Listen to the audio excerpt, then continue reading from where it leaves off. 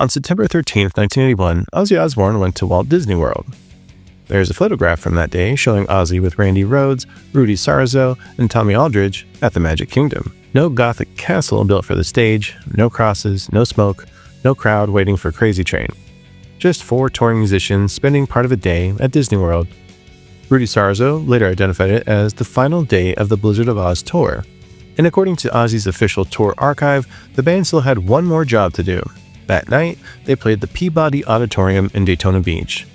So Ozzy apparently spent his afternoon at the Magic Kingdom and his evening singing Mr. Crowley, Iron Man, and Paranoid. That one day gets surprisingly close to what it was like to be Ozzy Osbourne in the summer of 1981.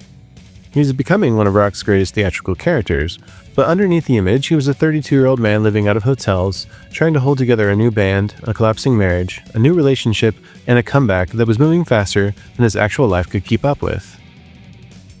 Just 2 years earlier, Ozzy had been dismissed from Black Sabbath. At first, there was no guarantee that anybody wanted an Ozzy Osbourne solo career. He was a singer with a strange voice who had been removed from the band he helped create. Black Sabbath still had Tony Iommi, Geezer Butler, and Bill Ward, and they had found a formidable new singer in Ronnie James Dio.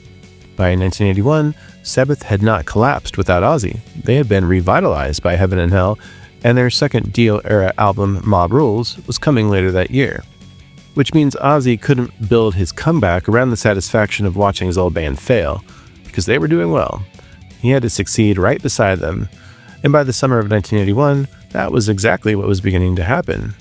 Blizzard of Ozz had given him Crazy Train, Mr. Crowley, I Don't Know, and Goodbye to Romance, and more importantly, it had given him a musical identity that did not sound like a cheaper version of Black Sabbath. And Randy Rhoads was central to that difference. When you talk about Tony Iommi's guitar, it sounded heavy, dark, and industrial, but Randy's playing, it could still be heavy, but it was faster, brighter, and more formally precise. He brought in classical ideas, carefully shaped solos, and a sense that the guitar itself could become part of the spectacle. Ozzy had not found another Iommi. He had found the person who made sure he did not need one. For most of that summer, Ozzy's home was the road. On June 18th, the band played Denver, then Colorado Springs, El Paso, Tucson, Phoenix, Las Vegas, San Diego, Long Beach, Tempe, Fresno, San Bernardino, and Bakersfield. On July 4th, they reached the Oakland Coliseum for Bill Graham's Day on the Green. Heart, Blue Oyster Cult, the Pat Travers Band, Loverboy, and the local band 415 were also appearing. It was a sort of large outdoor bill that could place a new solo act in front of people who might never have bought a ticket specifically to see him. Ozzy didn't play it cautiously. The set mixed new solo songs with reminders of his past. Crazy Train and Mr. Crowley sat right beside Iron Man, Children of the Grave, and Paranoid. But 2 of the most revealing choices were Believer and Flying High Again. The audience could not yet buy either song, because Diary of a Madman had not been released yet. Ozzy was touring off of just one successful album while already testing the next one in stadiums. That same July 4th appearance also left behind something less grand, a long, wandering radio interview. The surviving recording doesn't sound like a polished corporate presentation of the Prince of Darkness. Ozzy jumps between his split from Sabbath, Randy's playing, buying fireworks in America, and an anecdote involving a stray dog. The details don't really form a clean story. That's partly why the recording is valuable. Ozzy could walk off a giant stage where he had been presented as something menacing and supernatural, then sit beside a microphone and become fascinated by fireworks, dogs, and whatever subject entered his head next. He wasn't hiding a completely ordinary person underneath the stage character. His ordinary conversation was pretty strange too. But it was recognizably human. The following morning, the tour continued. Santa Cruz, Reno, Redding, Eugene, Yakima, Seattle, then across Western Canada and gradually back toward Ontario and Quebec. That was the rhythm of Ozzy's life. Perform, travel, wake up somewhere unfamiliar, talk to a local journalist, and perform again. A day off didn't necessarily mean going home. It usually meant remaining inside the moving world of the tour. Away from the stage, Ozzy's personal life was not becoming more settled just because the career was working. He was still married to Thelma Riley, and they had 2 children together, Jessica and Lewis. And Ozzy had adopted Thelma's son, Elliot. But the marriage was breaking down. Ozzy later spoke bluntly about being an absent and unreliable father during those years. Touring, alcohol, drugs, and the general chaos around Black Sabbath had left very little resembling conventional family life. And at the same time, Sharon Arden was becoming the most important person in his new career. She was the daughter of manager Sharon Arden, but her role went far beyond arranging interviews or booking concerts. She helped get Ozzy moving after the Sabbath dismissal and encouraged the solo project and became his manager. And their professional relationship was also becoming romantic. So the person guiding Ozzy's career was also becoming his partner while his first marriage had not legally ended. There was no clear line between Ozzy's private life and his business life. The manager was involved in the relationship, and the relationship was involved in the band. And the band was becoming a business whose future depended on keeping Ozzy functional enough to perform. But Ozzy and Thelma would divorce in 1982. He and Sharon would marry only months later. But during the summer of 1981, that transition was still happening in real time. Later accounts from nearly everyone involved described Ozzy's substance use as severe. What cannot responsibly be done is to decide, 45 years later, exactly what he had taken on a particular afternoon or how intoxicated he was during a specific concert without direct evidence, but the larger pattern does emerge. The solo career did not begin after Ozzy had conquered his problems. It was being built around him while those problems still continued. That made Sharon's organizational role unusually important. It also meant that the more successful the operation became, the more people were financially and professionally invested in keeping it moving. Stopping the tour so Ozzy could sort out his private life, that was not the direction the machinery was headed. The machinery was accelerating. August 14th gives us another unusually specific glimpse of Ozzy's daily life. That afternoon, he appeared at a record store in Greenwich Village to promote Blizzard of Ozz, and photographer Alan Tenenbaum was there.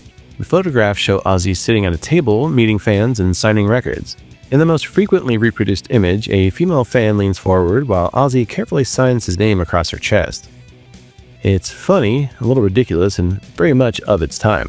It's also a different kind of fame from the distant spectacle of a stadium. At a concert, Ozzy was surrounded by lights, amplifiers, and security, but at the record store, fans stood only a few feet away. He can hand him an album, watch him write his name, and occasionally suggest a more unusual place for the autograph. Ozzy was no longer merely the man from Black Sabbath. People were bringing him a record with only his name on the cover now. And then the appearance ended, and Ozzy went back to work. That night, he and the band played Nassau Coliseum on Long Island. The set opened with the recorded sound of O Fortuna. Then came I Don't Know, Crazy Train, Believer, Mr. Crowley, and Flying High Again. So in the space of one day, Ozzy went from sitting inside a Greenwich Village record shop signing albums in human skin to standing in a major arena in front of thousands of people. That is closer to an actual day in his life than any broad statement about fame. The ordinary promotional work and the extraordinary stage performance were now parts of the same shift. While Ozzy was touring Blizzard of Ozz, his second solo album was already finished. Diary of a Madman had been made at Ridge Farm Studio in England under considerable time pressure. The finished album sounded quite elaborate, with layered guitars, acoustic passages, and choir arrangements, and songs that changed direction in ways that few straightforward hard rock albums ever attempted. But Randy Rhoads was reportedly uneasy about how quickly it had been completed. In an interview, Randy described some of his recorded parts as temporary or dummy solos that ended up becoming final simply because there was no time to replace them. His sister Kathy later recalled that he worried the album would not be good enough.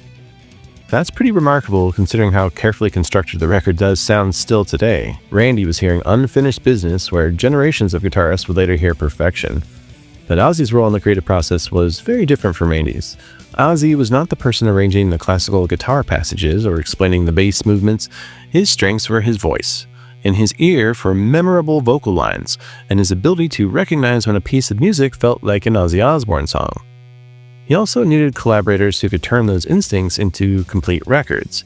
Bob Daisley was especially important. He played bass, contributed music, and wrote much of the lyrical material. And Lee Kerslake supplied drums and participated in the arranging and writing process. But by the time Ozzy was crossing America that summer, Daisley and Kerslake were no longer in the band. Rudy Sarzo and Tommy Aldridge, those were the people audiences saw on stage. Sarzo had known Randy from Quiet Riot, giving Randy a familiar friend inside the touring group, and Aldridge was a powerful, physical drummer whose solo could hold an arena crowd. They were legitimate members of Ozzy's road band, but they had not played the bass and drums on Diary of a Madman. Why Daisley and Kerslake were dismissed became a matter of lasting dispute. Daisley's account centers on contracts, money, management control, and a disagreement over replacing Kerslake, Management's presentation of the split was pretty different. What is not seriously disputed is the strange result. And that is that the musicians who had helped create Diary of a Madman were gone before the public heard it. And when the album appeared later in 1981, the original packaging named and pictured Sarzo and Aldridge, creating the false impression that they had played on the record. So there was Ozzy experiencing his greatest creative success while the team responsible for much of it was already being broken apart. But the one creative relationship that remained at the center of everything was Ozzy and Randy. On stage, they were an immediate, understandable pair. Ozzy was physical, impulsive, and loose. Randy appeared smaller, controlled, and intensely focused on his instrument. Ozzy could climb onto Randy's back or lean across him while Randy kept playing. Their stage photographs made the partnership look playful and slightly dangerous. Musically, each man gave the other something he could not produce alone. Ozzy gave Randy a setting where his classical ideas could become dark, dramatic heavy metal rather than polished LA rock. Randy gave Ozzy credibility with a new generation of guitar players and a sound that clearly belonged to the 1980s. Ozzy was still performing some Sabbath songs, but Randy made sure the solo career did not entirely live in Sabbath's shadow. By summer of 1981, some fans were coming to see Ozzy, but others were coming specifically to see Randy.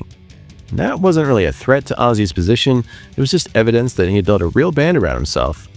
The tragedy is the band's internal business structure was far less stable than the music sounded.